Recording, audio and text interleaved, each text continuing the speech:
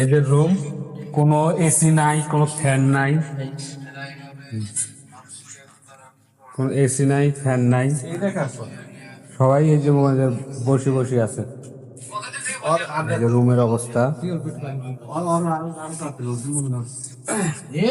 দেওয়া মনে হয় যে দেওয়ালে জেলখানার যেমন মানুষ থাকলে কষ্টে ওয়ালে লেখালেখি করে ছুঁয়ে যায় সেই অবস্থা। এই যে এই একটা সাপ্লাই জীবন আমার শেষ করে দিতে, প্রত্যেকটা ওয়ালে ওয়ালে লেখা। এনে যে দুটো বেড দিছে, বেডের মধ্যে উপরে যে বেডে উঠমু সে সিঁড়িটাও নাই, বেডে একটা বেডেরও সিঁড়ি নেই, একটা বেডেরও সিঁড়ি নেই, যে উপরে যে উঠমু উঠমু কেমন এই অবস্থা। এখন এটা আমার আর কোনো থাকার কোনো ইচ্ছা আছে না, আর মাহক দেওয়াটা আছে জানি, মামলায় আলাপ করে আর মাহক দেওয়াটা আমি জানি।